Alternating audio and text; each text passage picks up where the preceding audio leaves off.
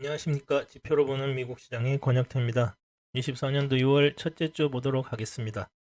일단 지난주는 예측한 대로 좀 내리다가 PC 데이터가 좋게 나오면서 반등하면서 마감했습니다.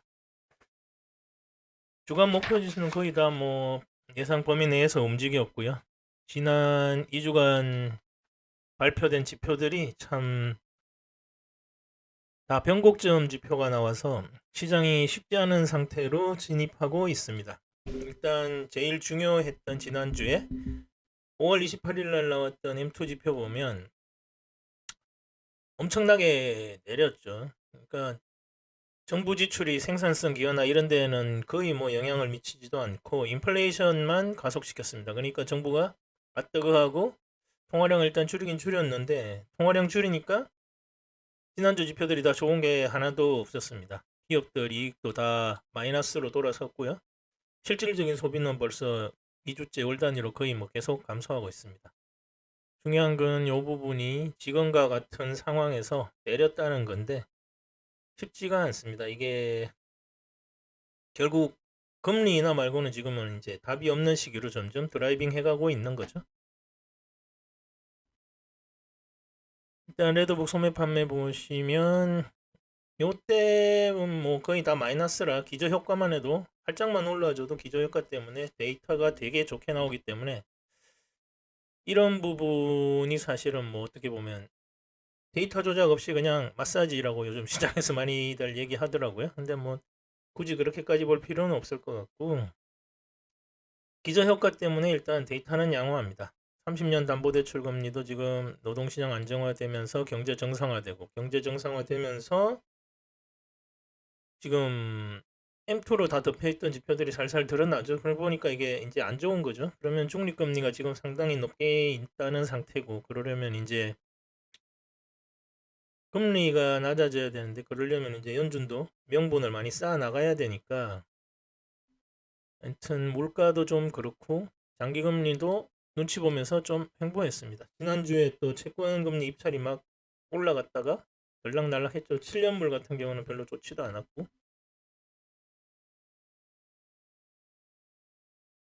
케이스 실러 주택 가격 지수입니다. 쭉 올라가다가 이제 거의 한계죠. 이게 지금 여기서 또 가격이 올라가면 어떻게 되겠습니까?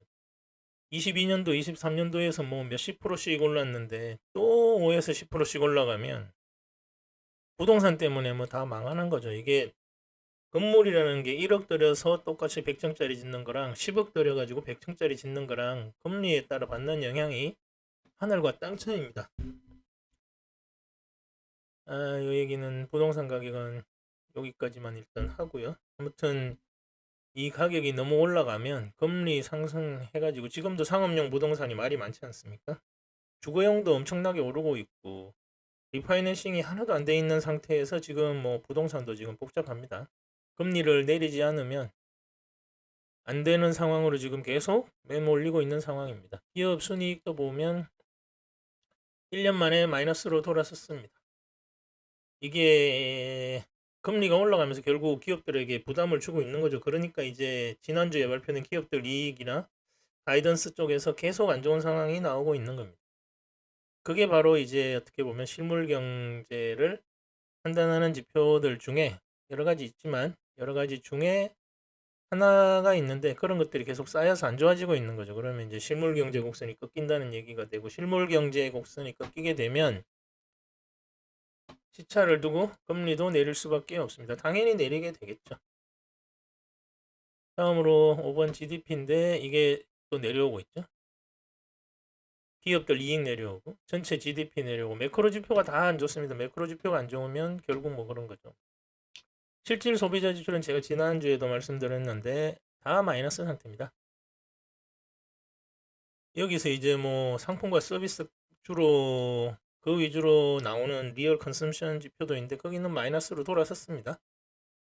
인플레가 돈을 푸니까 인플레 때문에 계속 가격 올라가고 생산성은 안 따라오니까 경제는 결국 침체에 빠지게 되는 그런 쪽으로 넘어가는 거죠.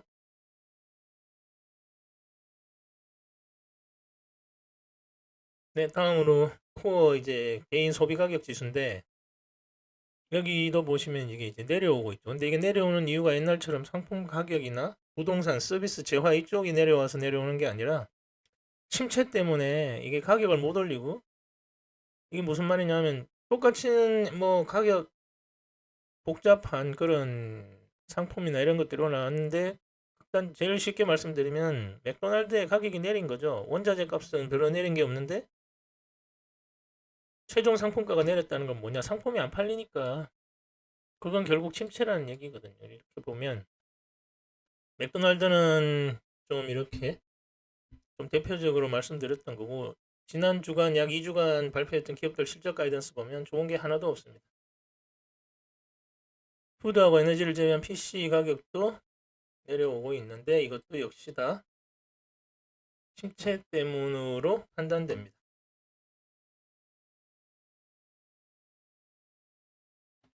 이년물 채권 선물 보니까 당장 경제가 이런 상황이니까 금리 폭락했죠. 폭락이라기보다는 이게 PC가 좋게 나오니까 금리 인하가 당겨질 수도 있다, 이제 이런 거죠. 그럼 그만큼 예민하게 지금 반응들 하고 있는 겁니다. 음봉이 여러 개, 장대나 양봉이 여러 개, 이런 식으로 전형적인 어떤 변곡점 지표의 특성들입니다. 물론 뭐 이게 나타난다고 다 변곡점은 아닙니다만 지금 같은 상황에서는 변곡점 지표로 봐도 무방합니다. 시장도 보면 길게 최악에 가까운 기술적 차트죠. 이게 주봉상으로 보면 아주 그냥 더 안 좋습니다. 도치의 이연이 해머형, 이거 뭐 말씀드릴 필요도 없이 전통적으로 거의 뭐 변곡점으로 보는 거죠. 그래서 뭐 제가 지난주에 말씀드린 것처럼 쭉 조정하다가 반등하는, 이게 되면 이제 할 수 없습니다. 그냥 내려가야죠. 돈 갖고 있는 사람들 불안해서 돈이 아니라 주식 갖고 있는 사람들, 펀드 매니저들 뭐 불안해서 들고 있겠습니까? 그래서 이번 주 주간 움직임은 하락 예측하고 있고요. 경제 정상화되고 M2가 줄면서 이제 고금리 영향이 서서히 지표상으로 드러나고 있습니다. 상품 이런 것들은 뭐 다들 그만큼 절대값으로는 다 올라와 있는데도 불구하고 최종 상품 가격이 내려가서 침체 진입, 그렇게 되는 거고요.